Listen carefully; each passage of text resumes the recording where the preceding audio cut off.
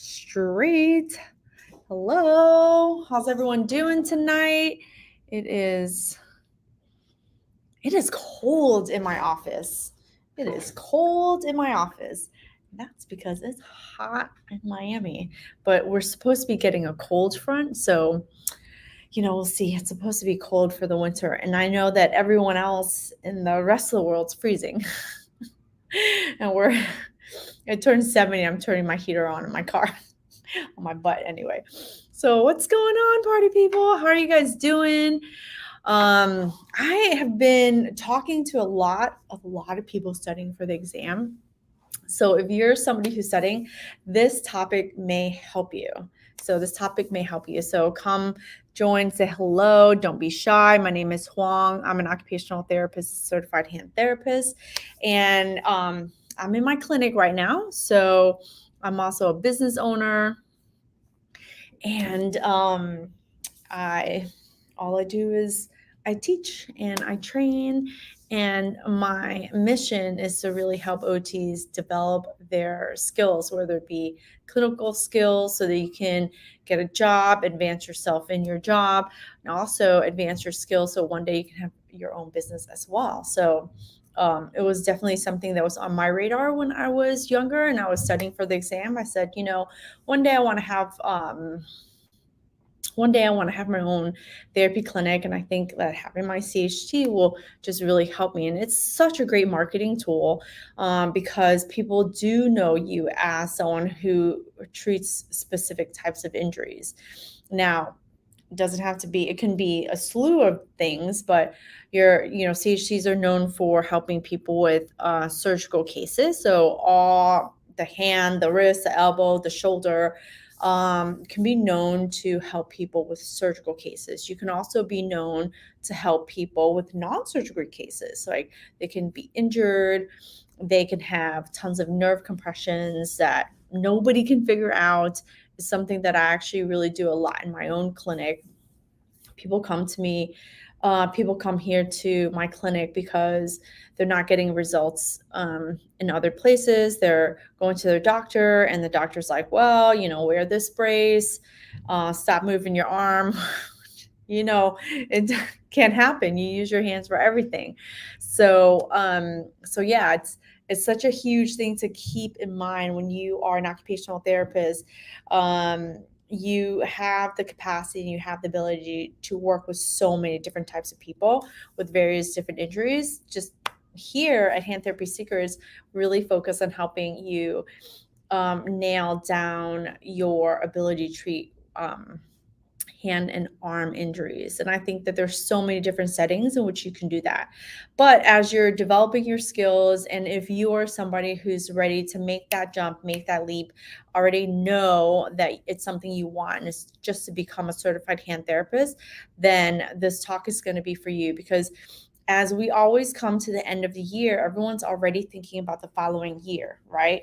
I know I'm doing it. I know you're doing it. So really, let's take a few moments to talk about ways in which you can combat the unfocused, disorganized way of studying to help you get over the overwhelm. The thing that I talk to the most recently in the last several weeks, as the exam prep program is open for enrollment right now.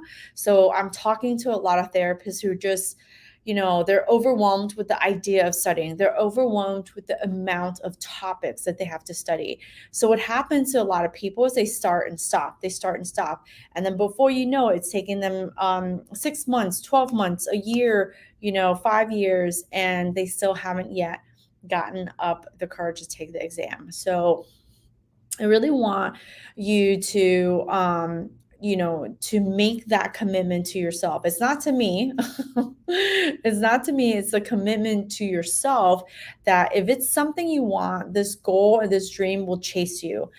So if this is the goal, if this is a dream that's chasing you, then let's buckle down and let's find strategies in which we could really just make it easier for you, right? So I'm just going to talk about what are the 5 things that you can do to kind of combat that unfocused way of studying, because what makes it so painful and what makes it so hard is that you're dragging it over months and years, right? You have this goal, you want to hit it next year.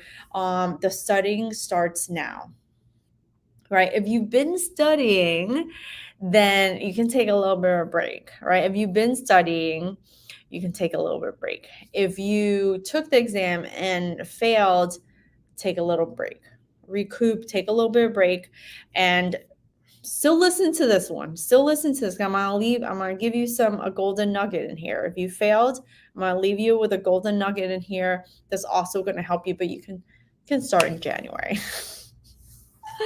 um, but of course, don't wait until it's so painful. What do I mean by wait until it's so painful? Painful is that you want to get that job. You want to get that job and you still can't get that job, right? That's pain. What's another pain? You know that something's going to be happening soon. You know you might be moving. You know you want to move, and you know everyone's looking for a CHT. And so, if you had your credentials, it would be that much easier for you in terms of getting a job, right? What do I mean by painful? If you're still having to sit there and explain that you have the hours and explain that you have the experience, but you study and you're like, I'll just see how it goes. Like that is painful, right? Because it's something you want, something that's your goal. So let's prepare in a way that's going to um, help you get more focused, help take the overwhelm away. When you're overwhelmed, it tends to be because you're looking too far into the future. You're looking at everything that you need to do. And so the overwhelm just mounds and mounds and mounds, right? So let's cut back some of that fat and let's get focused, right? Let's get focused. So these are my 5 tips to help you get focused and to help you get more organized, i.e., combat unfocused and disorganized studying habits. Let's get this thing on the road, because the last thing you want to do is continue to waste your time. Right. So one of the ways I always talk about, let me see if I can you see my board? Let me see if I can shift. I'm on Facebook. I'm on Instagram. I'm on YouTube. So let me shift this. So let's talk about the 5 ways. So what you want to do is number 1, you want to chunk out, right? Chunk out your topics. Chunk out your topics. So when I talk about chunking out your topics, if you've heard about the exam prep program before, this is essentially the way I do it. Let me see. I basically chunk out some of the major topics, and then in between you could filter in some of the smaller topics that you want to study, but you have to be careful about where you're putting your focus and your time and energy, right? Because not everything counts the same. But one of the things that I do is I break up hands, and then I go into wrists, and then I go into tendons. And people are like, oh, but tendons and hands go hand in hand, right? They do, but in the topic of hands, it's so big. You can actually break it down into smaller chunks. So when I talk about hand, I'm talking about the thumb, I'm talking about the fingers, I'm talking about the metacarpals. I'm understanding the biomechanics of it. I'm understanding how things move normally. So I know what happens when things move abnormally and there's different injuries, right? Who gets that? If this helps you, then definitely, leave me a comment. Let me know whether you're watching this now or you're watching this on replay. But that's how you break it down. And inside the chunk of topics, you can even chunk it down even further into like hand injuries that are non-surgical versus surgical, because then that can help you just to like organize how you're studying better. When it comes to wrists, I usually do fractures, and then I do soft tissue. Like I do bones versus ligaments, because there's a huge difference in terms of how you're studying for some of that, right? When it comes to tendons, there are extensor tendons and then there are flexor tendons. So you also want to break down how you're studying for that. So break down your topics and break down your topics even smaller if that helps you. I don't know what happened to Instagram, but she frozen. That's okay. We'll come back to it. So let's see. Can you guys see me? Can you hear me? Let me know in the chat if you can hear me, if you can see me still. Throw a like button up. I don't know. Something's going on over there and I can't tell, but we're going to keep going. All right. Number 2. So number 2. So outside of chunking it down, some of the major topics, then what you want to do is you want to plan out your study sessions. Right? Plan it out. Plan out your study sessions. All right? Plan it out. Plan it out. Always, you know how you read a book? I'm going to show you my journal. So you know how you have your book and then you have a bookmarker to kind of note where your page ends. So that can be something that you can do to help you stay more organized, to help you stay more focused so that you don't waste time. So what happens when you start studying? I don't know about you, but I hear about this and I have done it myself, which is when I get ready to do something, like if I'm studying to teach or something, if you're not organized and you're not focused, what happens is you'll spend the first 30 minutes bullshitting. I don't know. What am I going to study now? Let me grab my notes. Who here has done that? Before you know it, you've wasted 30 minutes of your time if you're lucky and didn't waste more. So plan out what you're going to study. And that goes hand in hand with the chunked out topics. If you're going to do hands, do several sessions of hands. Say, okay, I'm going to focus on fractures, right? For example, I'm going to focus on fractures. Well, what about these fractures? I'm going to read or I'm going to watch a certain amount of videos. So in the program, I'm like, watch these videos, go to the chapters, look through the chapters, right? So you can speed read through some of the chapters and then go to do a few practice questions depending on where you are in your journey of studying. So when you do that, you know, okay, I'm going to give myself 2 hours to study. I'm going to be able to go to these many videos, or I'm going to be able to watch these many, this many parts of the chapters, right? And then as soon as you're done with your studying, you want to bookmark it. And so the next time you go to study, you're like, okay, I ended here. I'm going to start here. So that can help you stay a lot more organized and help you stay a lot more focused every time you go to study, so you don't keep like wasting time. Plan out what you're going to cover, plan out like how many hours, even if you can't fully 100% stick to it. Who can do stuff at 100% anyway? If you do it at 80%, you're golden, right? Plan out which days.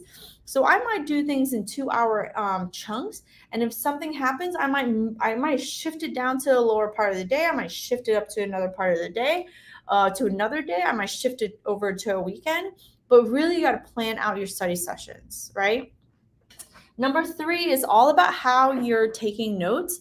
And oh gosh, I don't know why my pen is not liking me right now. Take notes, right? So when you're taking notes, before you end your session, you need to read them.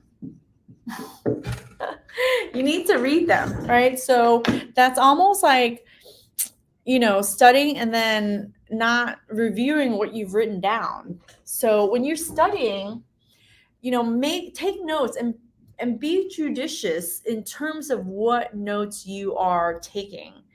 Don't write everything down because not everything is that important. So you need to really think about, putting down the key fundamental aspects of the lecture that you're listening to, or if you're reading. If you're reading, so I'm kind of talking as if it's like as if you're in the program, but if you don't have videos, then if you're reading, you want to read and be sure to scan the chapter first and then do your reading, so that you're not sitting there and who's done this where it feels like you're literally copying the whole chapter down, and then you want to know why after a whole week you're still on chapter 1, right? Overwhelmed through the roof, can't get nothing done. You feel like I've got pages and pages of notes, but I still don't know everything. I still don't know anything. I feel like I didn't really study. It's probably because you started going to this thing where you're trying to memorize, trying to write everything down to memorize. It's because your brain is that's just what it does. It just wants to do the easy stuff. So take your notes and then read them so that you can you can remember what you just did. So before you move on to the next topic, do that. And that can help save some time. And again, that is also a strategy of like bookmarking yourself so that you don't waste time the next time you start studying, right? These are essentially the first 3 ways in which you can combat how unfocused or unorganized you might feel while you're studying, right? So we have 2 more to go. So the first one is chunking out the topics. The second one is plan out your study sessions. And the third one is take notes and then read them at the end. Now, 4 is to use a Pomodoro method, right? Let me make sure I can spell this right. Let me see. Yep, Doro method. Now, this method is it's 25 minutes and then 5-minute break. Right? So all it is chunked out time. So remember how we chunked out our topics? Well, we're just chunking out time. So if you are giving yourself 2 hours to study, it should be 25 minutes, 5-minute break. 25, and turn your timer on. So if I'm really focused on working on something in my business during the day, and I feel really distracted, I feel like I just want to check my email all the time. I want to putz around, and if I'm working on one thing, but then I keep doing something else, like I know that happens to you when you're studying. It happens to me when I'm just working and I have to sit down and concentrate. So this method works really well, especially on days when you feel really distracted. And you would be amazed at how focused you can get once you start doing this. Set a timer, 25 minutes, and then and if you start looking up and playing with your phone, check your timer to see how long it's been that you got unfocused, right? Because that's going to tell you something and say, maybe I do need some help studying for the exam, right? Because let's face it, you might ask, there's a lot of people who study in a lot of different ways and a lot of different methods, but that doesn't always work for everybody, right? I remember when I first was applying to graduate school, and I just knew I needed help studying for the GRE. I enrolled in one of those programs to make sure that when I studied, I only needed to do it once because I couldn't risk not getting into grad school. The biggest difference here is like you're already working, so you're the only person who can apply a certain amount of urgency to it, right? The urgency is that you want the CHC. The urgency is that if you don't get it, like opportunities will pass you by, right? They will. You won't even notice that they pass you by because you're not even looking for them, because you've already discounted yourself, right? So put some urgency to it, become a certified hand therapist, and really just comes down to studying. It really just comes down to studying. Be able to execute and you'll be able to get it. So try that method out. Let me know how that works for you.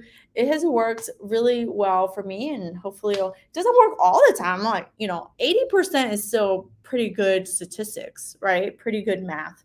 So you might need, a little help at the beginning, but as you go along, it might help you. I think it'll help you. But you got to give it a try. So the last one is is really to use your resources in the best way possible, right? To use the resources in the best way possible. What can I tell you? Using your resources is like exercises. It's like exercises. Who knows how to do a shoulder exercise? There's like 1,000,001 ways to work on your rotator cuff, right? And internal, external rotation, blah, blah, blah. It's 1,000,001 ways to do the same exercise. Now, if you exercise in the wrong order, right? If you exercise in the wrong order, you won't feel the results. If you exercise with the wrong resistance, you're not going to feel the results, right? You're going to feel some kind of pain. If you exercise with bad form, you're not going to get the results that you hope for, right? So it's essentially the same thing as with the resources. You have these resources, use them right in the right way, in the right order. It can really help you to connect the dots when you're studying. And when you get going with the resource, when you get going with the studying, as you go, the beginning is always the hardest. The beginning is always the hardest because, well, first of all, it feels really hard. And then second of all, you don't get the results right away. It's like, it's like I want to go to the gym, but I went that 2 times. And why haven't I gotten stronger, gotten skinnier, fixed my arm? How many of your patients, as a hand therapist, as an occupational therapist, how many of your patients have come to you and within 1 or 2 sessions think that, well, I still have pain. I still can't move my arm, right? Because just getting started gets you started, but you need to keep going in order to get the end result, right? And using the resources is a really key way of ensuring that you're going to be able to connect the dots. There's some people who just don't read really well. And for those people, they usually come into the program with the intention like, I want help to be able to get through the topics much faster, and they just like my teaching style, right? So I'm really honest. I go in on the major topics that people have the most problems with, and that helps them. It's like breaking down all these major topics and then making cliff notes out of them so that it's just broken down easier, right? Some people are readers, so they like to read, but the problem with reading sometimes is you start to read and you get confused by the words and the way the writer has written them. All right, so if you use your resources in a way that it's helpful, it can help you connect the dots. Some people use the purple book. The purple book is great for practice questions. One of the key things that I see people do unintentionally is they do the practice questions. And what happens is they start to tend to want to memorize, not because they're intending to memorize, but because that's just what the brain ends up doing. And then the test is not like that. The test is going to, they're not quizzes, right? Do you know this? Do you know that? It really isn't. It's about applied knowledge. So when you study in a way using your resources to read or to gather the information in a way that allows you to apply the information, right? So you have to know, for example, in the shoulder, I'm talking a lot about shoulders because I just finished the mentorship program on shoulders, and we're talking about rotator cuffs, and we're talking about labrums, and we're talking about what constructs the glenohumeral joints, and then what are the muscles that move everything. There's a group of muscles that move everything, and they're either stabilizers or they're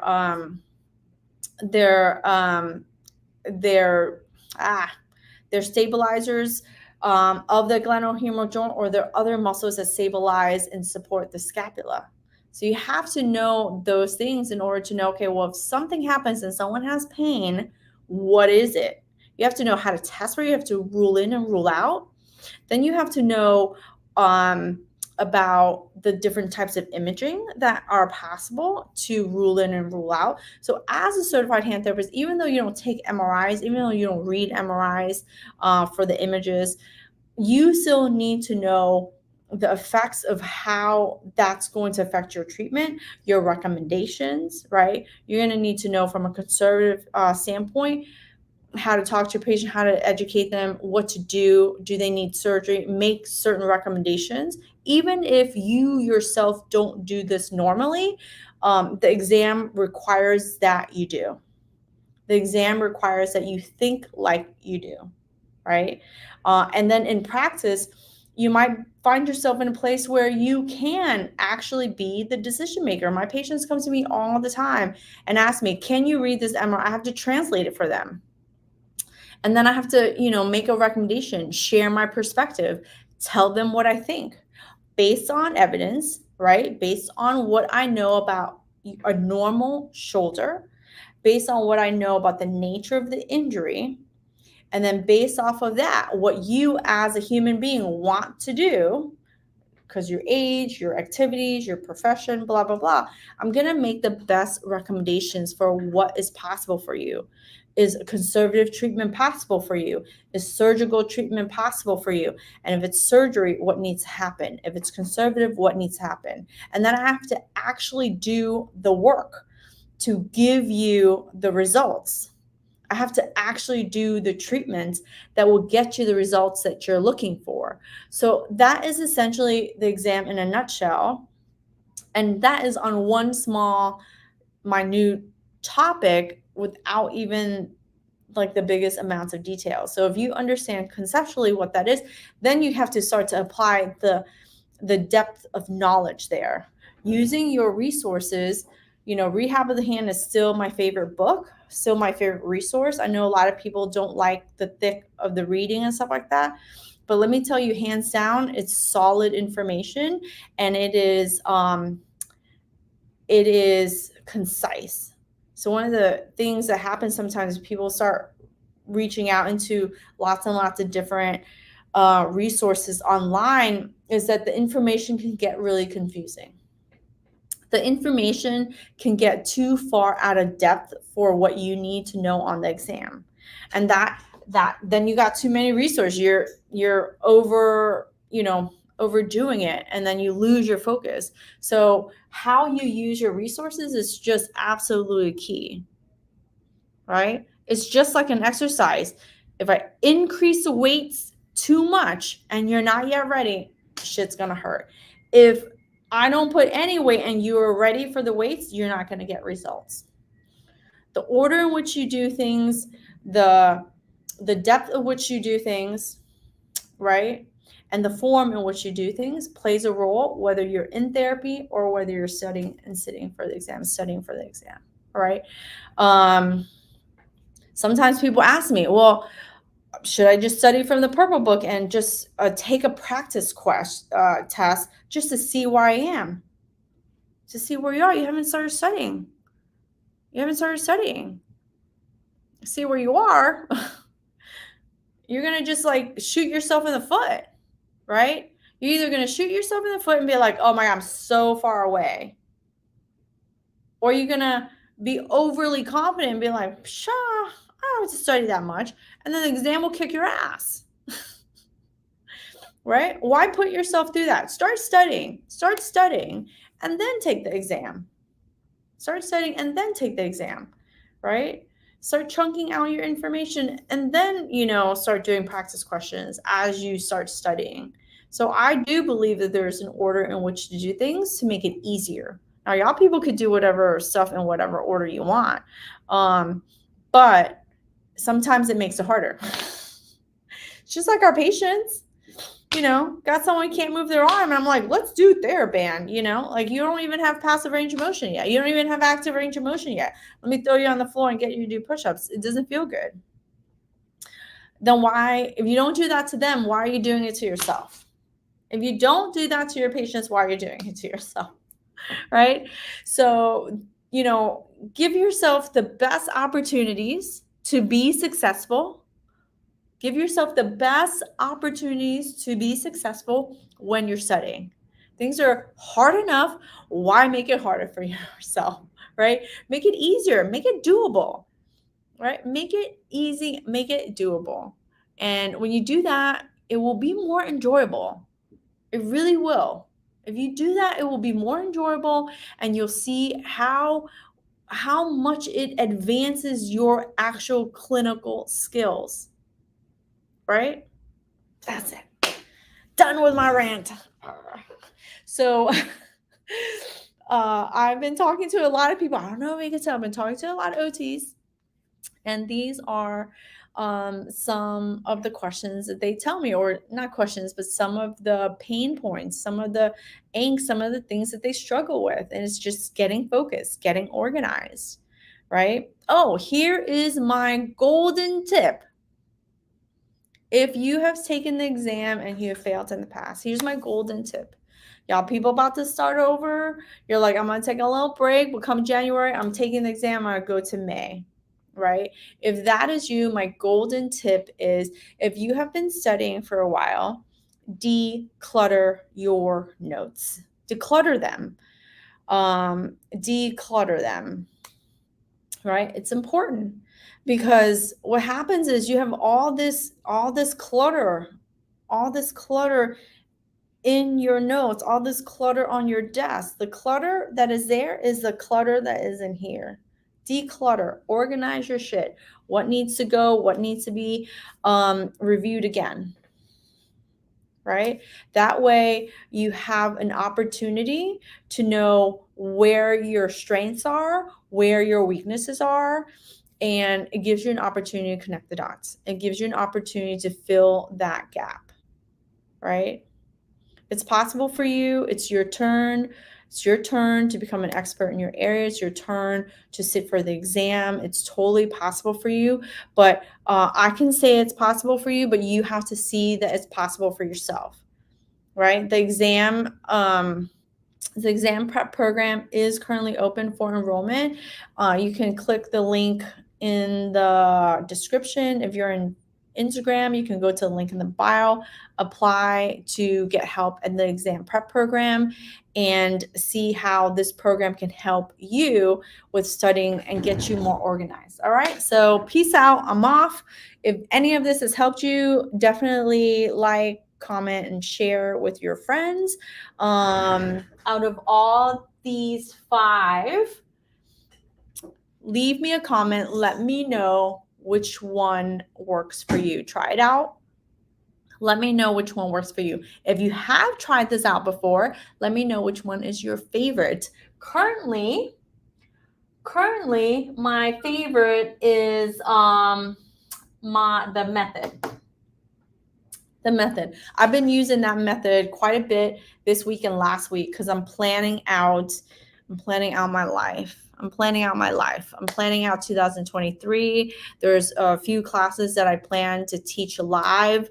I'm closing exam prep program this week, and in January we're setting up to get ready to teach in that cohort. And I'm just committed to helping everyone study and pass. We're making some improvements behind the scenes, in the front end. And yeah, we have a lot of things going on next year, so just stay tuned. But this program, it's going to close at the end of the year, and it won't open back up until April. So if you're looking for help, now is the best time to hit me up, send me a message, apply online to get into the program. And you can grab more of the details and stuff like that of how this program can help you get organized, save you time, and just help increase your chances of passing, right? Help you increase your chances of passing. So leave me a comment if you have a favorite. The Pomodoro method right now currently is my favorite, but I will tell you my second favorite. Take notes and read. Take notes and read. That is my second favorite. But I'm going to stop sharing my favorites. You leave me yours. All right. I have to go. I will talk to you guys soon. All right. Thanks, guys. Bye.